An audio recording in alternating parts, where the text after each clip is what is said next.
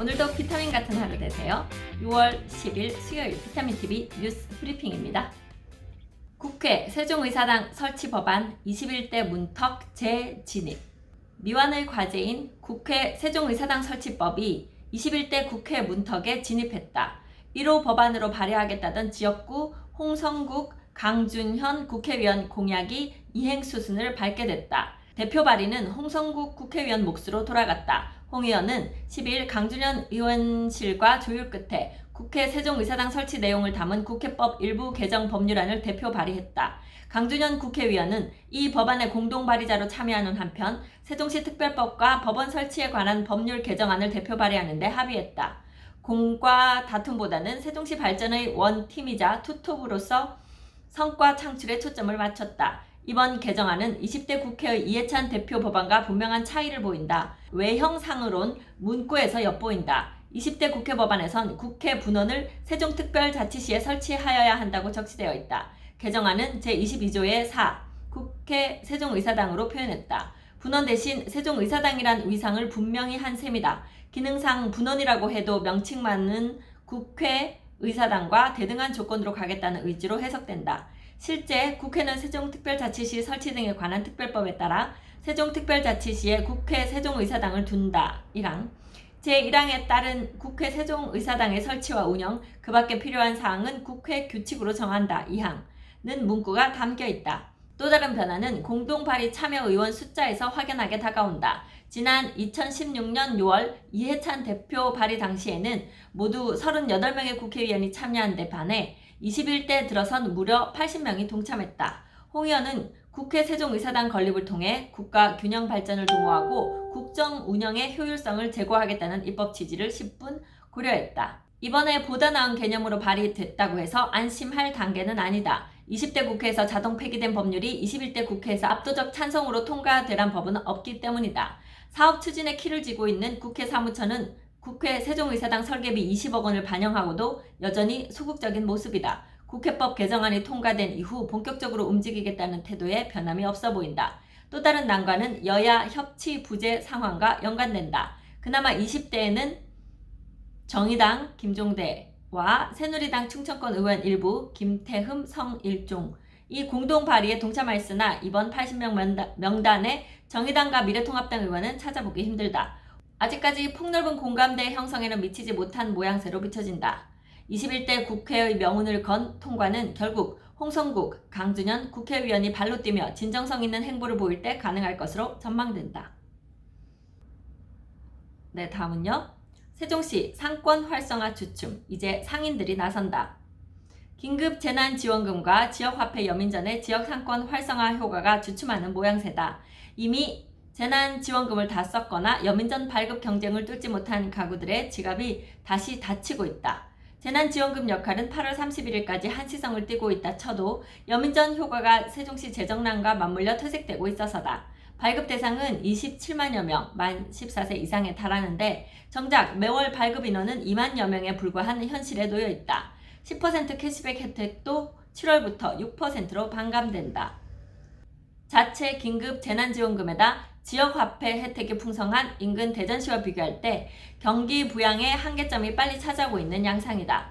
이는 실제 지표에서 확인된다. 세종시가 S사 기준 카드 매출액을 분석해본 결과 지역 첫 확진자가 나오기 직전인 2월 17일부터 5월 10일까지 일평균 매출은 전년 대비 큰 폭의 하락세를 면치 못했다. 확진자가 다발한 3월 9일부터 15일까지는 일 매출액이 40억 원대로 급락했다.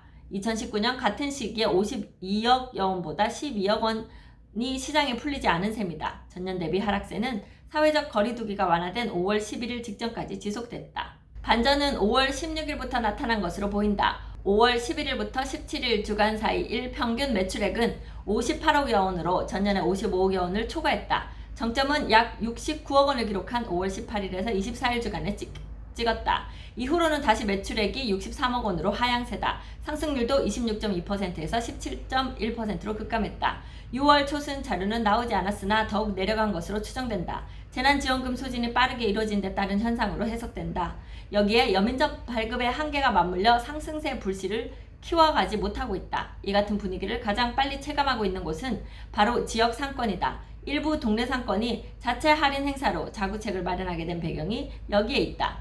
지난 8일부터 5에서 10% 할인 혜택을 시행 중인 아름동 상권이 주목받는 이유다. 여민정 캐시백 플러스 알파로 상권 살리기에 안간힘을 쓰고 있다. 이를 위해 아름동 상인협의회가 똘똘 뭉쳤다. 여민정 효과의 긴급 재난지원금 사용의 시너지 효과를 계속 이어가고 싶다는 열망도 담겨있다. 다시금 빨간불을 켜고 있는 위기의식도 작용했다. 물론 별도 할인 혜택 적용이 아름동에서 먼저 시작된 건 아니다. 도담동과 나성동 등 일부 상권에서도 개별 업체가 할인 행사에 나선 바 있다. 아름동은 집단적인 동참이란 점에서 주목받고 있다. 실제 세종시 소상공인협회에 따르면 여민전 시작과 함께 세종시 5에서 60개 업체가 할인 행사를 가져온 것으로 분석됐다. 지역사회는 아름동 할인 캠페인이 읍면동 전역의 나비 효과로 퍼져나가길 기대하는 눈치다. 지역 상권이 궁여지책으로 마련한 자체 할인 행사, 이제는 세종시가 지역 민심의 요구사항에 화답해야 할 때가 오고 있다. 네, 다음은요. 세종시 공연 소식입니다. 청량한 재즈 선율 13일 세종 호수공원에 흐른다.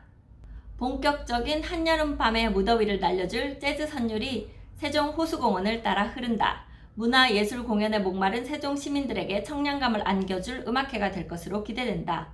유은호 빅밴드가 주최 주관하고 세종시 문화재단 한국관악협회가 후원하는 2020 이야기와 풍경이 있는 재즈 콘서트는 오는 13일 오후 8시 세종 호수공원 수상 무대섬에서 열린다. 지휘자 유은호를 필두로 피아니스트 이영하, 알토 색소폰 연주가 김한권, 재즈싱어 칼른 맨들라가 청량한 재즈 음악을 선보일 예정이다. 이 공연은 시민 누구나 전석 무료로 관람할 수 있다. 네, 다음 대전 뉴스입니다. 대전 센트럴파크 청사진 나왔다. 대전 도심 내 단절된 녹지축을 연결하는 대전 센트럴파크 사업의 윤곽이 나왔다. 시는 이번 센트럴파크 조성 사업으로 생활권 내 친환경 녹지를 조성하고 지역 랜드마크로 성공적 안착 후 녹지권 연결 사업으로 점진적으로 진행하겠다는 계획이다. 시는 9일 센트럴파크 기본계획 최종 보고회를 개최하고 샘머리 둔산대공원, 갈마 근린공원 등 10개 공원을 연결할 센트럴파크 조성 계획을 발표했다. 2028년까지 국 10위 포함 총 942억 원을 투입하는 센트럴파크 조성 사업엔 도시숲길 네트워크 구축, 하늘숲길, 빗물 순환체계 개선, 옛 샘터와 연계한 물길 조성, 문화공간 확충 등을 담았다. 시는 크게 남북의 시청, 정부청사, 한밭 수목원 등을 잇는 도심숲길 네트워크 축과 동서의 주거 밀집 지역을 잇는 마을 숲길 네트워크 축을 통해 십자 모양으로 분포된 공원을 연결할 계획이다.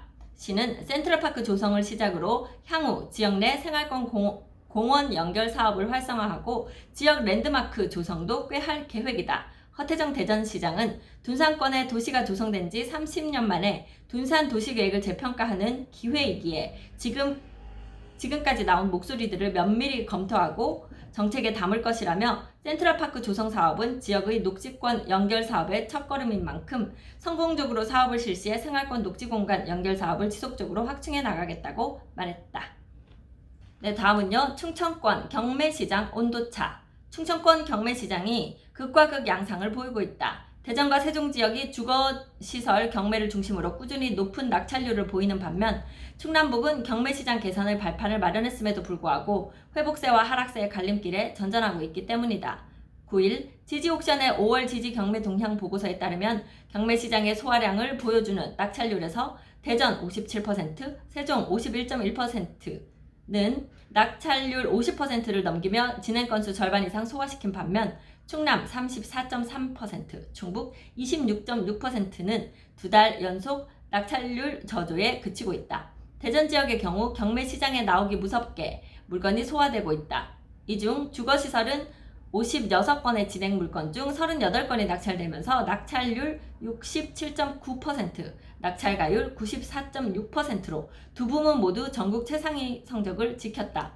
세종시도 상황은 마찬가지. 세종시 주거시설의 경우 13건의 진행 물건 중 9건이 낙찰돼 낙찰률은 69.2%, 낙찰가율은 95.7%까지 치솟으며 빠른 경매 물건 소화가 진행 중이다. 지난 3월 이전까지 물건이 누적되던 업무 상업시설은 2달 연속 낙찰률이 40%를 넘기며 빠르게 경매가 진행 중이며 25건이 경매에 붙여져 11건이 낙찰된 토지의 경우 낙찰률 44%, 낙찰가율 74.4%로 전국 평균 34.7%, 72.5%를 웃도는 수준의 지표로 장을 마감했다.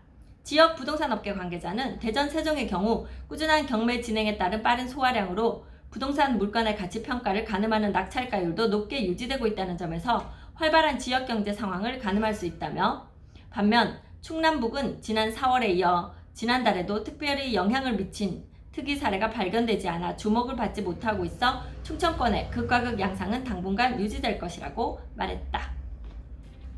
네, 오늘 비타민TV 뉴스 브리핑은 여기까지 하겠습니다. 저는 미스터 홈즈 세종센터 부동산 호스트 박다영이었습니다.